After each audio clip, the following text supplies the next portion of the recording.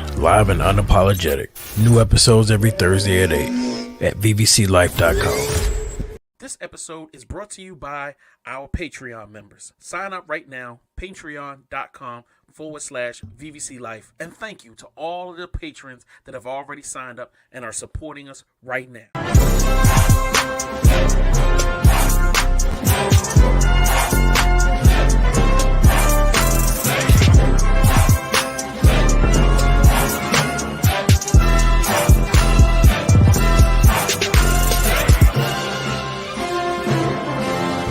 No ticket.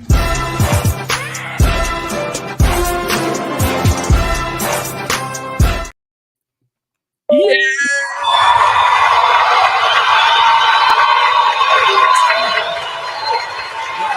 Thank you, ladies and gentlemen. Thank you.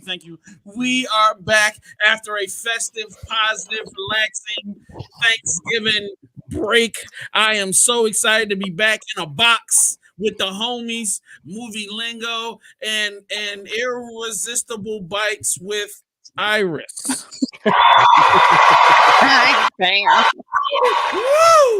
Man, reading is difficult sometimes. All right. Y'all know what time it is. I do not discriminate when it comes down to movies. If it ain't a horror movie, I'm on it. And of course, the white need to retell their history once again. And why not? You know what I'm saying? Let's talk about the French and Napoleon.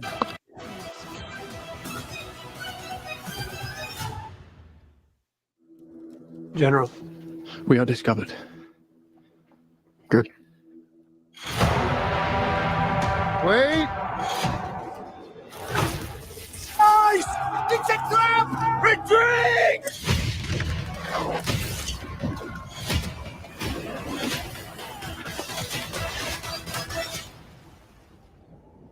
I'm not built like other men. Generals gathered in their masses. Move along now! Those in power only see me as a brute, unfit for higher office. Just like witches at black masses. But I follow in the footsteps of Alexander the Great and Caesar. Evil minds that plot destruction. If you look down, you'll see a surprise. Once you see it, you will always want it. Sorcerer of death construction.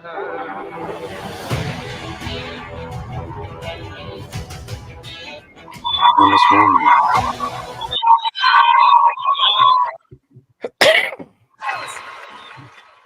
Yeah, baby. Once you look down and see it, it will always want it. You know what I'm saying?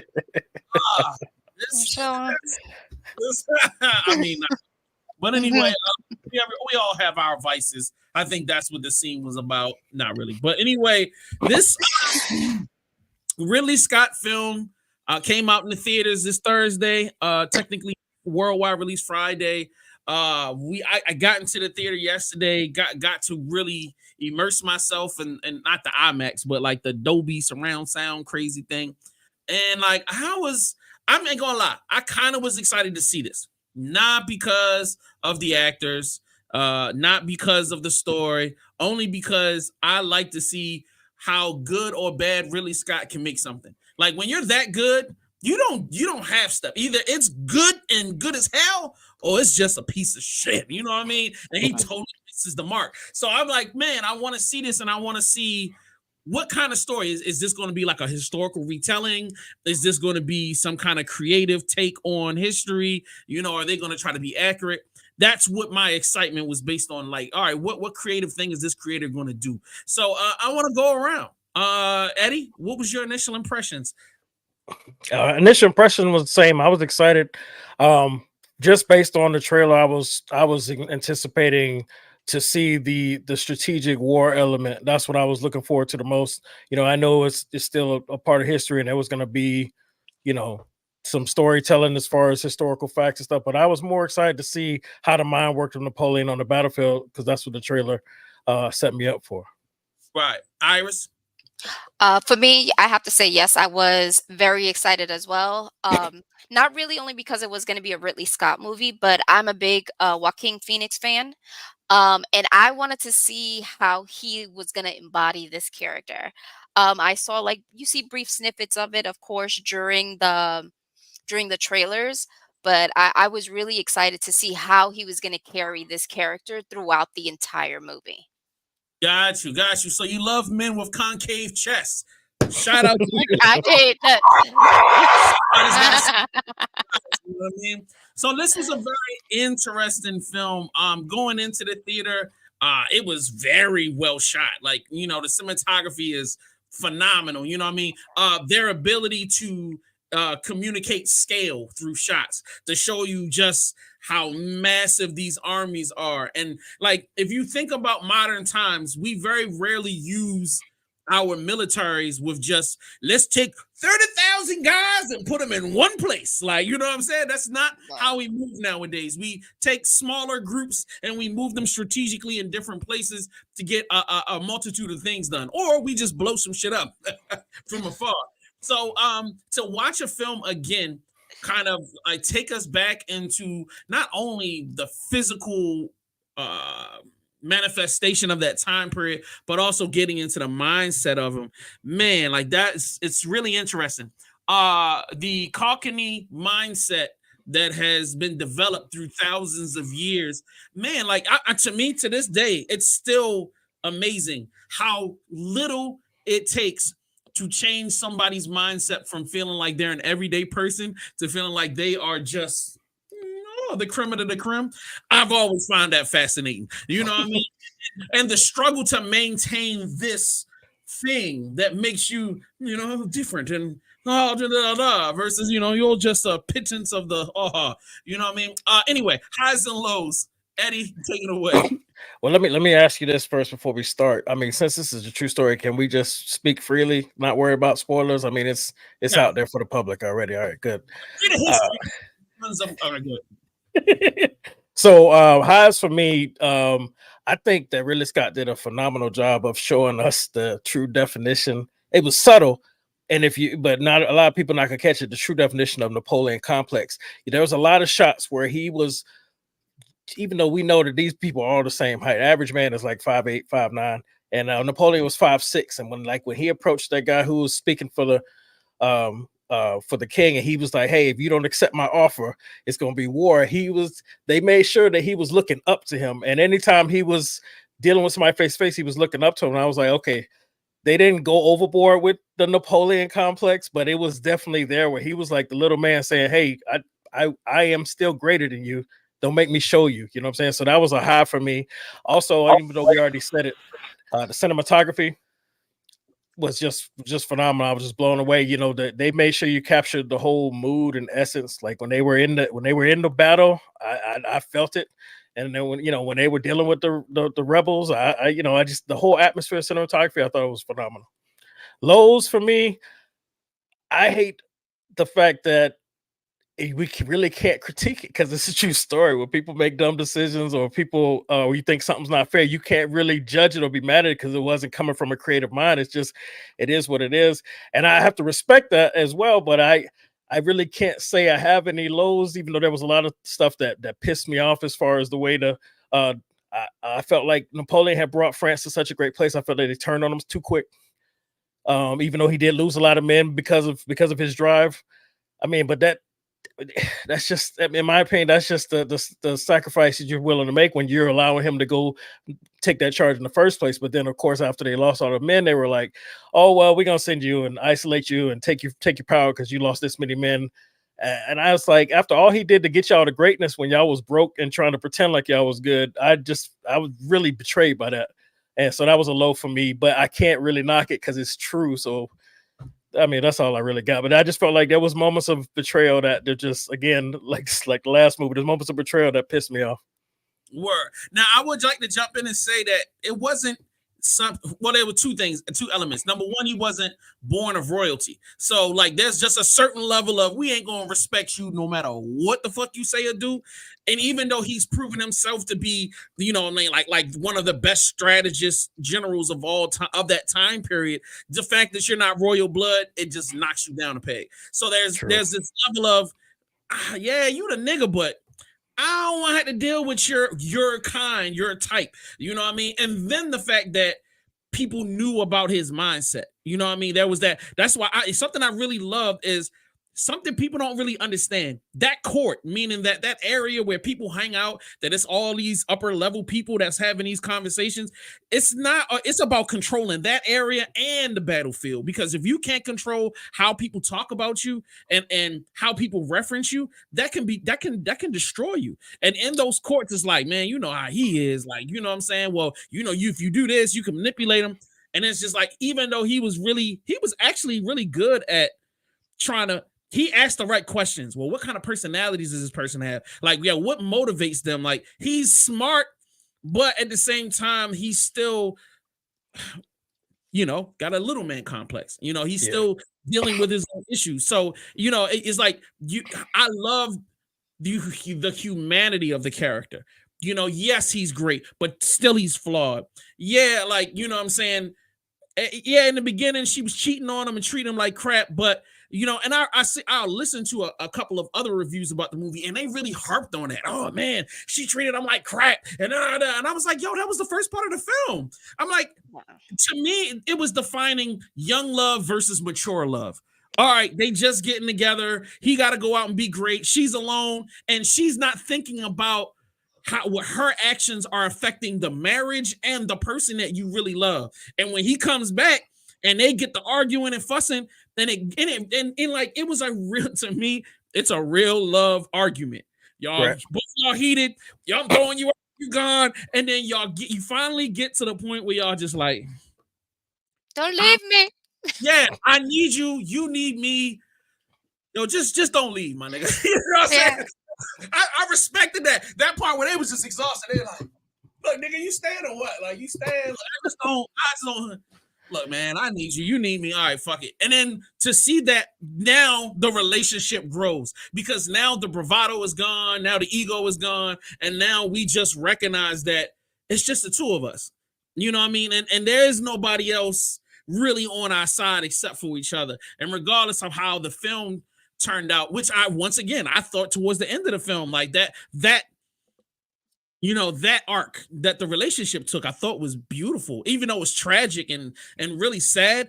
That's the type of stuff that Shakespeare is based off of. Like, you know what I mean? Like, yo, they really, like, it really was a beautiful thing. Like, I think I'm gonna shut up. All right, Iris, go ahead. Do your I'll wrap it up. I'm sorry. No worries. So highs and lows. So highs for me, I would have to say as well, the cinematography. Watching the movie, you get so immersed in all of the action, like you're really there. Like I literally sat at the edge of my seat and was like, and my head is moving around because I don't want to miss any inch of what is going on in different scenes, especially during the battles. So that was like a really big thing for me. My lows, I would have to say, is that this movie is based on a historical figure, but there were a shit ton of historical inaccuracies within the movie. Teacher, break it down.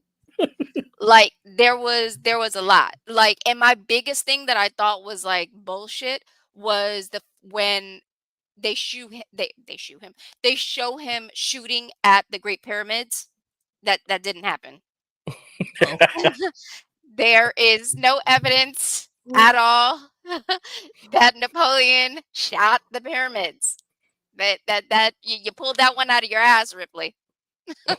That didn't happen, bro.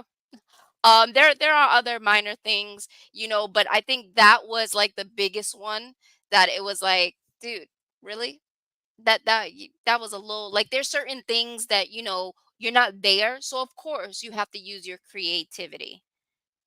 But to blatantly create a whole historical event in a movie that did not happen at all, that was just a little like, that was, you know, not, no. So you saw it happen in the movie and started Googling that shit, huh? Like, oh, this thing was Well, the thing is, I before I went to actually see the movie and stuff like that, and we were discussing, you know, reviewing this, I started reading up. the wars, the treaties, who spoke with who, like Napoleon never met the Duke of Wellington formally, like they made it seem like in the movie. So, Mm. um, I wanted to at least go in there with historical knowledge of what evidence has shown us that happens in real life, and be able to compare, okay, so with this situation and this particular war, this is how it went in real life. How did, what did really Scott do in the movie to portray this? What was his mindset in regards to that? You know, because some of the stuff was really boring. So I could understand like him wanting to spice things up a little bit, but something as great as shooting the Great Pyramids, I thought was, yeah, you're being a little extra there, buddy.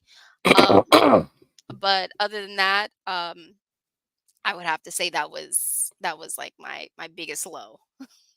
Got you. Got you. Yeah, just in the cleanup section, everything these two have said is completely correct. I don't want to, rehash their great words. The only thing I would like to add to it is for whatever reason, I was obsessively eyeballing the costumes. Like, yo, I loved like how detailed these costumes were. But the thing I extra loved was I've seen in past films you can do a costume and make it look super perfect and make it look really kind of like, even though it'll look old, it'll have modern thought process behind it, making it function perfectly. They didn't do that.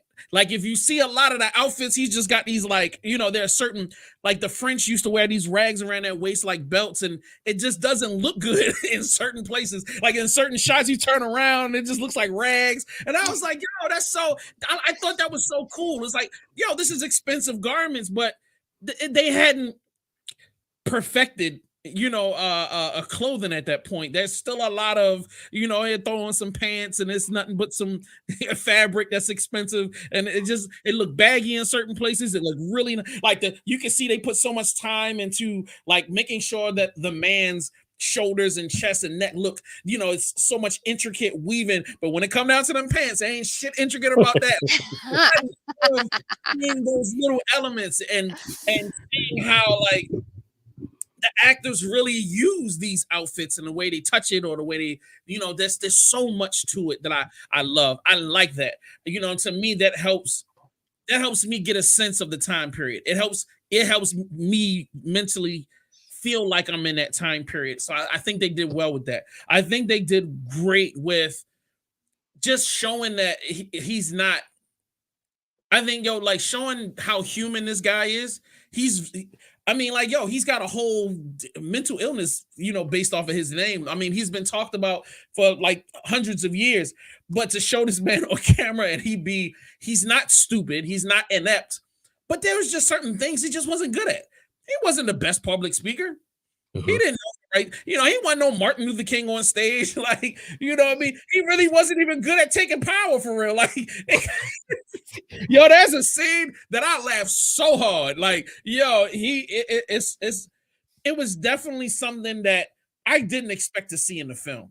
And to me, I think that's what made me respect the film more and enjoy the film more, because there are funny moments. It's not played to be funny. It's really not meant to be funny, but it's just funny because this is real life we're looking at. We're seeing the highest of the highs and him be a strategic mastermind, but you also get to see a human man with his frailties and his realities. And you're seeing him elevate and noticing how he's elevating partially by his ability, but a lot of it is just his homies just coming to him like, look, bro, all you gotta do is bop, bop, bop. And you know what I'm saying? We can just maneuver this little look. Just look out for your boy. I got you. You know what I'm saying? And one thing he was good at was like, yeah, I got you, my nigga, whatever you want to do. This is what we doing? All right, cool. I mean, historical inaccuracy. All right, go ahead. Oh, well, not historical inaccuracy, nothing in regards to that. I just feel like, yes, I could say his friends were like, hey, you do this for me. Like, basically, you scratch my back, I scratch your back. For sure. But I also feel that he was being severely used. Oh yeah, for sure. Like, Or yes, he showed what he could do, and they were like, okay, we need to use this to our benefit until, of course, eventually his head got too big, mm-hmm. you know? Um, but I feel like before it was, oh, I'm just fighting for the republic. I'm fighting from the freedom of France. We need to get rid of this monarchy, to, hey, let's get rid of the monarchy and these extreme royalists, to, hey, let's make me emperor. What was the fucking point in the beginning then? You're fighting for democracy and freedom, but then you want to be emperor of everything. And I feel like partial, of course, it was his fault on the way, his life went throughout the movie. But I feel like he was manipulated so much that they ended up creating a monster. Mm-hmm. I would agree with that. And I feel like the end of the movie, I think a part of the reason why we got the end that we got is He just died. that right before That shit was him reflecting on his life and probably recognizing a lot of that.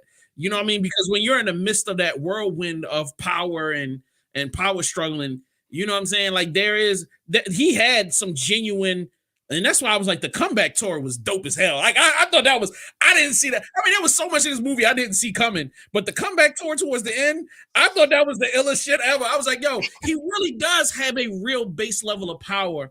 And it is based off of him being a great leader to a certain extent, but like he was definitely being used in every sense of the word. Like, you know what I mean? And it once again, it's like I said at the beginning of this, you get to see this. We think we're better because we're born into this. Like, you know what I mean? We are the upper crust. We deserve to have the best, and you guys are. And then because he didn't come from that, but the fact that he proved himself to be great through his accolades, Mhm. they allowed him to be in the room, but he was used as a pawn because once the creme de la creme people recognized, look, we done got everybody cleared out that we don't like. We got everything set the way we want. We can just usher this cornball off and just, chalk it up to he's crazy. He just wants to kill everybody. You know how we can't let this uncontrollable person, keep taking on. But I don't want to tell the whole story. Because I could talk about the show. I think they did a great job. There were moments I was disappointed in. The acting I thought was great. I thought there were small little slips here and there, but I don't really want to put that on the act. I really want to put that on the director. Outside of that, I think if you are a grown adult, you want to see a great action film, but you want to see some good. You want to see a film with acting in it. This is going to work for you. Great modern day, film work. And yes, it's still blockbuster Hollywood, but it's a beautiful balance of giving Hollywood what Hollywood wants, but also giving the real film buffs their piece. I think they drew a beautiful balance in this film. And I mean, I don't know if you guys want to disagree or. All righty then. No, I thought it was a great balance. But I do want to say, because you mentioned how all the reviews were knocking knocking his wife, but what you said, I want to piggyback on that. That was the beginning, and they did get past that.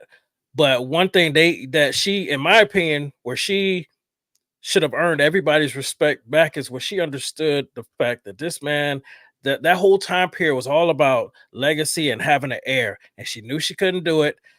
And even though it hurt her, she was for France and she signed away and did what she had to do. And she was still there for him. She could have treated him like crap after, like, oh, you kicked me to the curb, fuck you.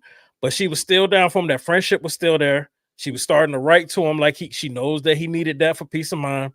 And then when he brought the baby, instead of her being like, how dare you bring some other bitch's baby in my face, she's like, hey, you know what I sacrificed for you, so make it count. So in my opinion, yeah, the early stages was rough. It was fucked up. But once they got an understanding, because she, let's be real, she got with him just for status. When her husband was there, she knew shit was going downhill for her. So she got with him for status. And he was writing her all kinds of crazy stuff, and she didn't care. She was out there doing her. But when she realized, hey, not only is that status going to go, but this guy actually is genuinely there for her, and she knows that she is the better half for him. They held that all the way through, and I think she redeemed herself towards the end. I just wanted to throw that out there. Word. I looked at this old story as something. I feel like this is a modern tale that's been told before, but it's just placed in a different time set. Like, young people being young and stupid. You know what I mean? And being young doesn't necessarily mean an age. It could be just being immature. Mindset. Right. And the mindset. And then, like, once you understand, and I feel like, man, everybody, this whole movie is a cautionary tale, and I said this on social media. It's like, yo, you want to be rich and famous until you're rich and famous, because the price you pay for power, the price you pay for money, is way greater than a lot of things that you will even ever understand until you're in that space. Believe it or not, you know what I mean. And you would think that the people that you trust every day, when all of y'all broke together, it's easy as hell. But let you be the one person that is far beyond okay. You're in a way better place than everybody else is. The conversation changes because other people still need. You don't need no more, and people start feeling entitled to, asking you or expecting you to do. You know what I mean? Now they expect you to come and spend more time with them or do whatever.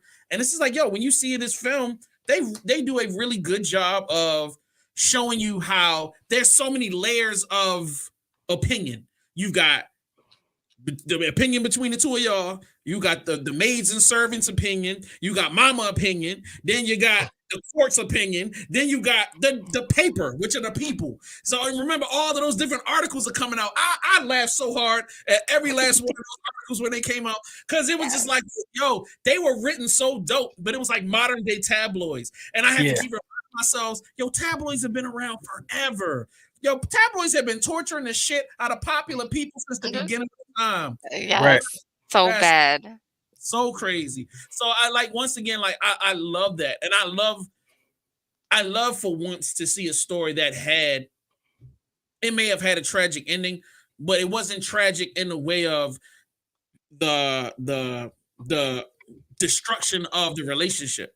It was just the destruction of the framework of it, but the two people still were connected, and there was still a strong love between the two of them. I love seeing that, because that gives it's like nobody wants to give hope for love anymore. Everything is just like, y'all either perfect or y'all just going to kill each other. Like, you know what I mean? So I'm tired of seeing that. So let's go to obviously the most important element of this show.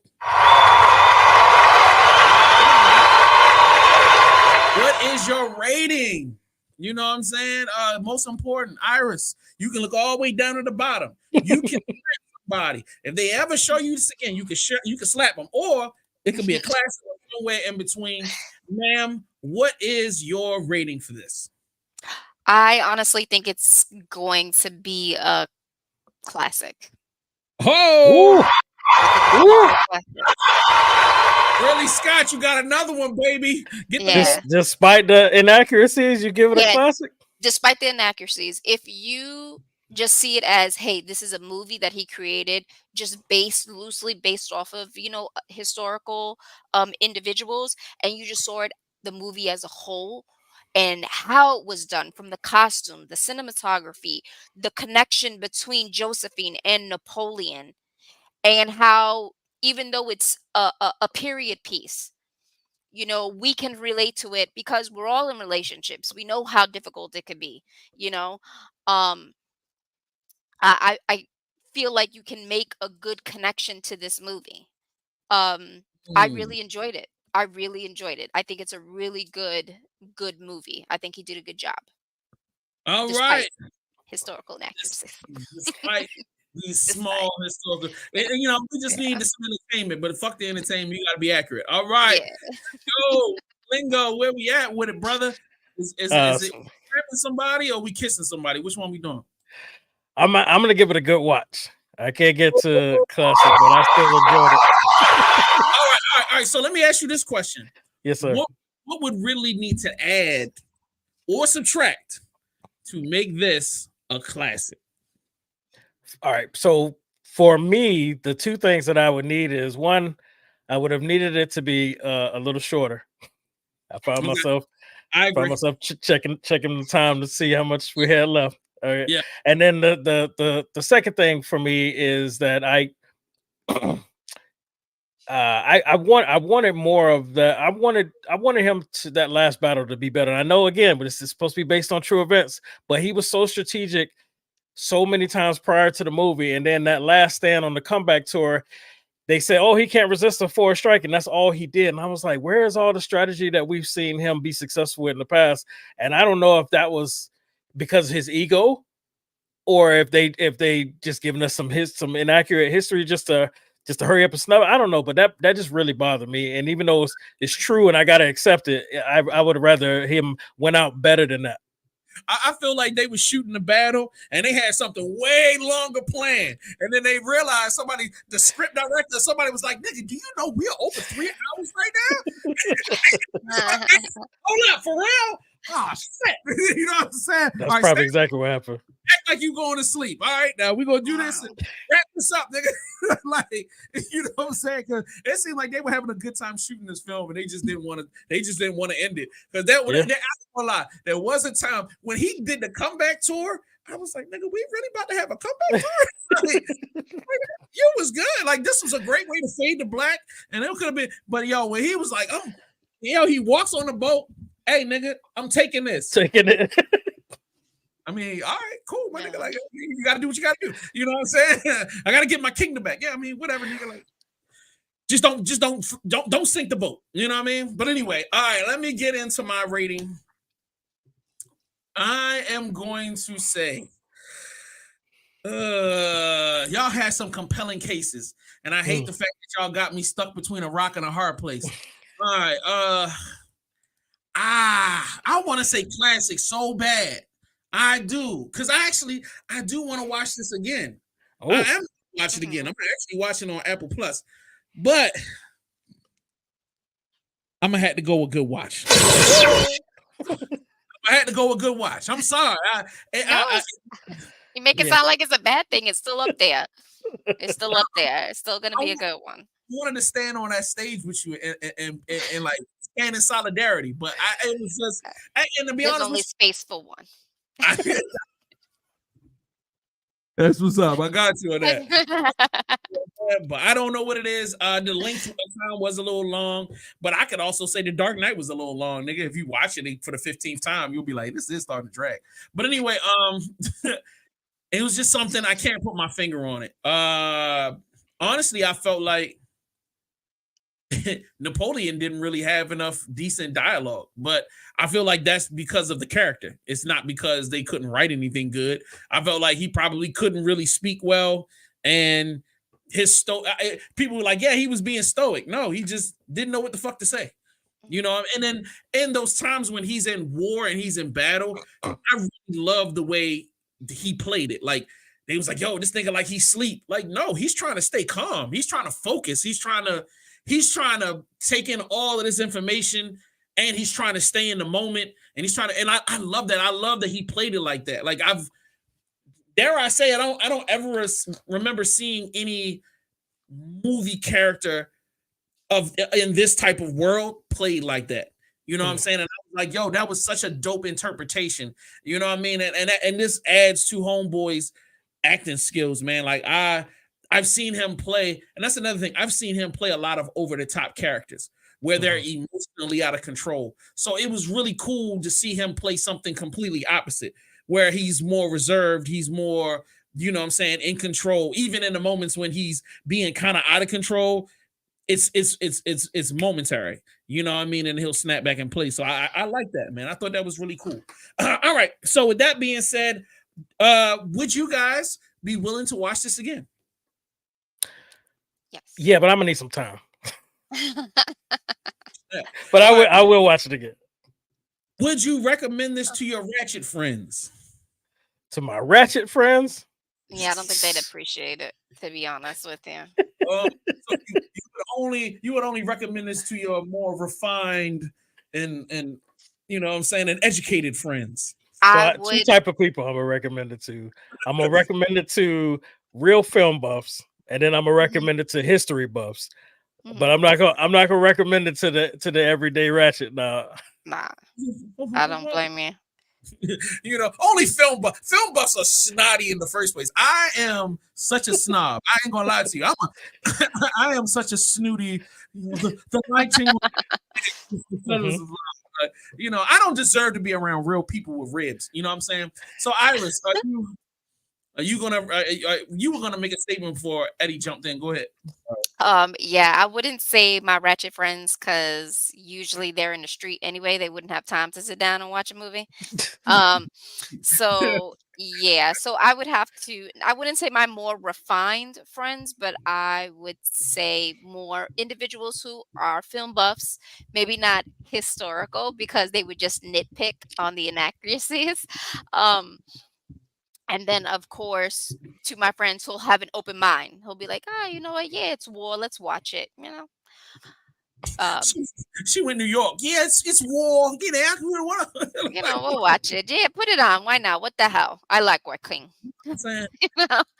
And her street friends, they're trying to hold down their own wars. They don't have time to watch. Yeah, somebody they don't got time for it. They'd be like, "What movie? Who's Joaquin Phoenix?" I'd be like, "You know what? We can't be friends anymore." I ain't got time to watch the movie. All right. So, ladies and gentlemen, if you are at war, if you have some education, if you can sit still for 3 hours, this film is for you. You know, and if you're not triggered by seas and seas of white people, with the smattering of a Negro here and there, but like I will give them credit. The black people that were present, they were in positions of power. Yes. So they weren't all servants, and there was a balance of white and black servants throughout this film. So like I was surprised to see that. I was like, wait, French people weren't racist? What the hell? All right, well, whatever. I let it slide. I don't know if it's accurate or not, but I was just like, oh man, at least they stuffed some. I mean, and it wasn't like brown skin, light skin niggas. No, it was some niggas. It was some, like it was yeah. Shout out to them for that. You know what I'm saying? So we'll check you next time. We are up out of here. Don't forget Thursday. You know what I'm saying? Real Reviews is back all the way ratchet. You know what I'm saying? Iris will be bringing all of her stripper friends from the block onto the show. No? All right. Never mind. Yeah, no. I do not have stripper friends, nor do I associate with strippers. Thank you. I do. Shout out to all my girls. You know what I'm saying? Toyota. Shout out to you, girl. We're going to see y'all tonight down the club. So look, keep it locked. We'll check y'all next time right here on Real Reviews. Peace.